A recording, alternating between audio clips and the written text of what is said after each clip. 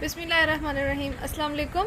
आज हम biology start करने वाले हैं क्लास 9 की। मैं चैप्टर नंबर 1 से हम स्टार्ट करेंगे, इंट्रोडक्शन टू बायोलॉजी से। हम इस सीरीज़ में each and every topic cover करेंगे बुक से। बुक जो वीडियो का लेक्चर होगा बेसिकली बुक में जो हेडिंग्स है ना उनके मुताबिक होगा। तो हम सबसे पहले बुक के पेज नंबर 1 या 2 पे आ जाते हैं, इंट्रोडक्शन टू बायोलॉजी। इसमें हम सबसे पहले साइंस की डेफिनेशन है, जैसे कि आप बुक में देख सकते हैं। साइंस बेसिकली क्या होता है? साइंस स्टडी है, एक ऐसा फील्ड है ये जिसमें आप स्टडी करते हो ऑब्जर्वेशंस को।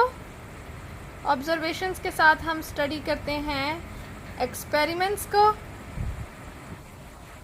और एक्सपेरिमेंट्स के बाद साइंटिस्ट क्या करते हैं? लॉजिकल कंक्लूजन्स ड्रॉ करते हैं। कंक्लूजन्स कहते हैं रिजल्ट्स को, लॉजिक्स की बेस पे कि अगर ऐसा हुआ है तो उसके पीछे क्या लॉजिक है, और अगर दूसरी तरह हुआ है तो उसके पीछे क्या लॉजिक है।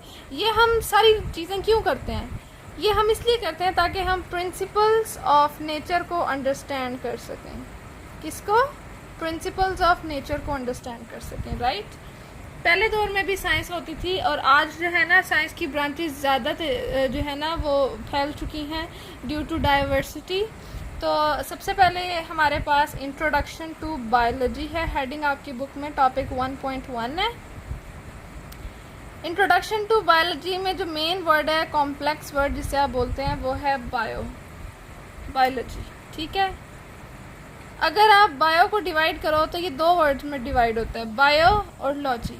बायो एज इट इज़ एक पूरा वर्ड है विच मीन्स लाइफ, और अगर आप लॉजी को देखें तो लॉजी बेसिकली लोगोस से निकला है, जिसका मतलब होता है थॉट, सोचना किसी चीज़ के बारे में, रीजनिंग, उसके पैदा होने की वजह क्या है, या सिंपल वर्ड्स में आप इसको कह सकते हो किसी भी चीज़ के बारे में स्टडी करना, द स्टडी ऑफ, ठीक है।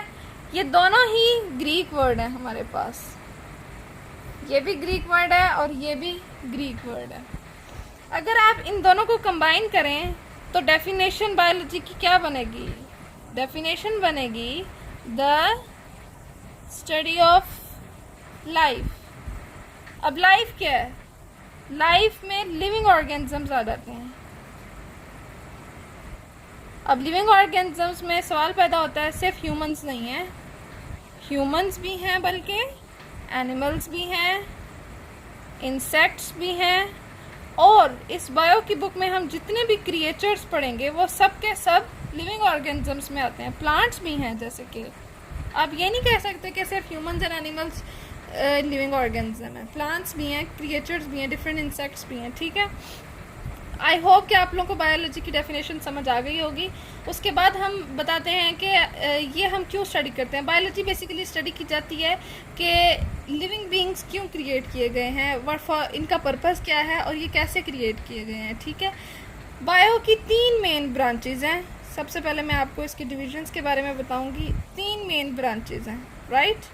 The first one is zoology, second one is botany, and the third one is microbiology। अब ज़ूलॉजी क्या है? इस ब्रांच में हम एनिमल्स को स्टडी करते हैं, the study of animals. Logy, जैसे कि मैंने आपको पहले यहाँ पर बताया था, इसका क्या मतलब है? Study of. जू में कौन होते हैं? एनिमल्स होते हैं अल्टीमेटली। तो अगर हम इसको कंबाइन करें तो क्या मतलब बनेगा? The study of animals. The next one is botany. Botany हम प्लांट्स की स्टडी को बोलते हैं, right. And the next one is microbiology. Microbiology, जब भी आपके पास बायो की बुक में या कहीं भी माइक्रो वर्ड यूज़ होगा तो माइक्रो का मतलब होता है वेरी माइन्यूट, बहुत छोटा, इतना छोटा कि it is unable to see with an naked eye. आप अपनी आंख से नॉर्मली इसको नहीं देख सकते, राइट। आपको इस देखने के लिए माइक्रोस्कोप की ज़रूरत पड़ती है। तो माइक्रोबायोलॉजी में हम वो लिविंग ऑर्गेनिज्म स्टडी करते हैं जो आप नॉर्मल आंख से नहीं देख सकते। इनमें कौन कौन से लिविंग ऑर्गेनिजम्स आ जाते हैं? Bacteria, fungi, etcetera. All right. अब हम ज़रा एक जल्दी से छोटा सा एक ओवरव्यू कर लेते हैं। सबसे पहले हमने इंट्रोडक्शन टू बायोलॉजी चैप्टर 1 का टॉपिक नंबर 1.1 स्टार्ट किया। 1.1 टॉपिक से पहले हमारे पास बुक में एक पैराग्राफ है, उस पैराग्राफ को आप पढ़ लीजिएगा। It's very simple. जो मेन चीज़ है जो आपने याद भी करनी है from paper point of view, वो है word definition of science. Science की डेफिनेशन क्या है? एक ऐसी स्टडी जिसमें हम ऑब्जर्वेशंस बनाते हैं, साइंटिस्ट एक्सपेरिमेंट्स ड्रॉ करते हैं और एक्सपेरिमेंट्स के बाद हम रिजल्ट्स पर, नतीजे पर पहुंचते हैं कि क्या क्या नतीजे निकले, हमें क्या कंक्लूजन्स मिले इस एक्सपेरिमेंट से। और ये सब प्रोसीजर हम क्यों परफॉर्म करते हैं? ये प्रोसीजर हम इसलिए परफॉर्म करते हैं ताकि हम प्रिंसिपल्स ऑफ नेचर को अंडरस्टैंड कर सकें। खुदा ने ये कायनात क्यों बनाई, कैसे बनाई, मकसद क्या है, ये सब चीज़ों को डिस्कस करने के लिए हम साइंस को स्टडी करते हैं, राइट।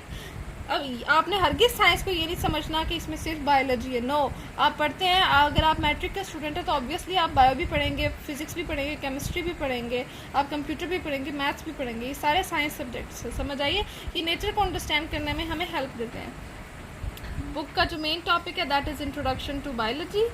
इसमें हमने बायो को बेसिकली स्टडी किया था। बायोलॉजी 2 ग्रीक वर्ड से मिलके बना है, बायो एंड लॉजी।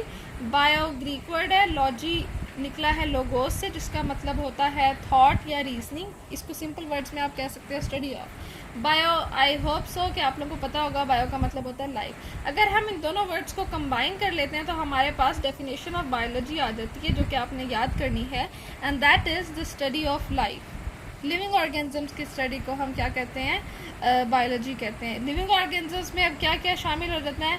ह्यूमंस आ जाते हैं, एनिमल्स आ जाते हैं, इंसेक्ट्स आ जाते हैं, प्लांट्स आ जाते हैं, ऑलराइट। ये सारे होते हैं क्रिएचर्स, ठीक है।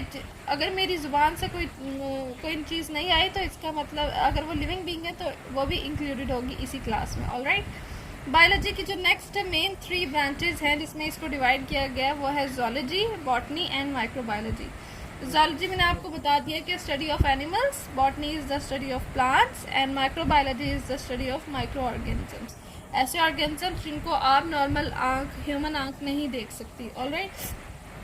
अब ये जो टॉपिक्स हैं ये वो टॉपिक्स हैं जिसमें आपने छोड़ना नहीं है, इसको आपने बुक से अच्छी तरह से याद कर लेना। यहाँ पे मैंने आपको समझाया। अगर आपको कोई भी कंफ्यूजन हो तो आप कमेंट्स में पूछ सकते हैं मुझसे। I hope to answer you as soon as possible. ठीक है, साइंस की डेफिनेशन तैयार करनी है, बायोलॉजी की डेफिनेशन तैयार करनी है, उसके बाद आपने बायोलॉजी की जो डिविजन्स है मेन और उनको डिफाइन करना है। पेपर पॉइंट ऑफ व्यू से it's very important because it's the introduction of your book. Thank you. Next video में मिलते हैं।